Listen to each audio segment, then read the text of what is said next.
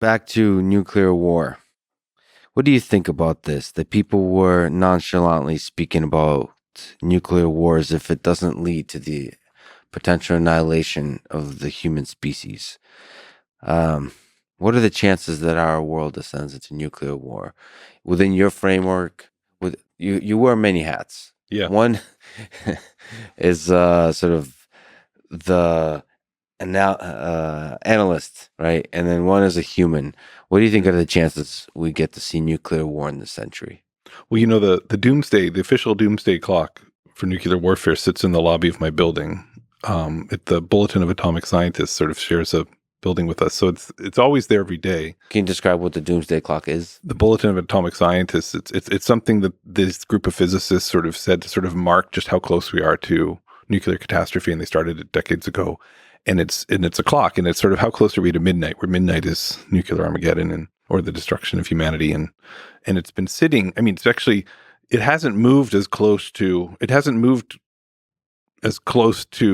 midnight in the last few weeks as it probably should have, only because it was already so close. There's actually limited room for it to move for a bunch of other reasons. I think there's a whole political thing that it's really hard. It's really easy to move it closer.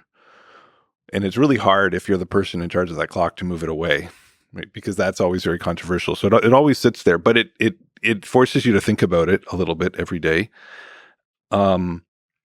And I admit I was nonchalant about it until recently, in a way that many other people were. I still think the risk is very low, but kind of for the reasons we've talked, it's just so unimaginably costly that nobody wants to go that route. So it's like the extreme version of my whole argument was why we most of the time don't fight, is because it's just so damn costly. And so that's the incentive not to use this. And if they do use it, that's the incentive to use it in a very restrained way. But that's not a lot of, but because we know we do go to war and there's all these things that interfere with it, including miscalculation and all of these human foibles. And several of those nuclear powers are not accountable leaders. I think we have to be a lot more worried than many of us were very recently. I pointed out earlier, like, the whole reason we're in this mess is because the only people who have this private interest in, like, having Ukraine give up its freedom is this Russian cabal and elite that gets their power and is preserved only and is threatened by Ukrainian democracy. How far would they go to hang on to power when push came to shove is, I think, the thing that worries me the most, and is plainly what worries most people about the risk of nuclear war. Like, at what point does that unchecked leadership decide that this is worth it? Especially if they can emerge from the rubble still on top. I don't know.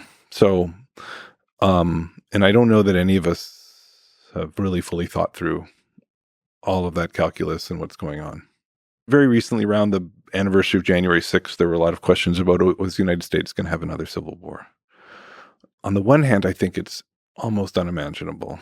Sort of like in the same way I think that a nuclear war and complete Armageddon is unimaginable.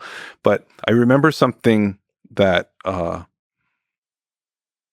when both of those questions get asked, I remember something I was in the audience of listening to some great economists speak about the 20 years ago, about the risk of an Argentina-style financial meltdown of the United States. Like, what's the total financial collapse? And they said, you know what? The risk is vanishingly small, but that's terrifying because until recently, the answer was zero.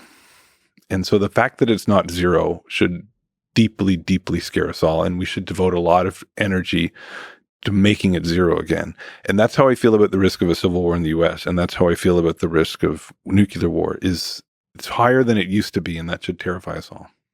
To me, what terrifies me is that all this kind of stuff seems to happen like overnight, like super quick, and it escalates super quick when it happens. So it's not like, I don't know. I don't know what I imagine, but it just happens. Like, if a nuclear war happened, it would be something like a plane, like in this case with Ukraine, a NATO plane shut down over some piece of land by the Russian forces, or so the narrative would go, but it doesn't even matter what's true or not in order to spark the first um, moment of escalation, and then it just goes. Well, I think that happens sometimes. I mean, again, it's this thing that, what social scientists call it selection on the dependent variable. Like, there's all these times when that didn't happen, when it stopped, when it escalated one step and then people paused, or it escalated two steps and people said, whoa, whoa, whoa, whoa, whoa.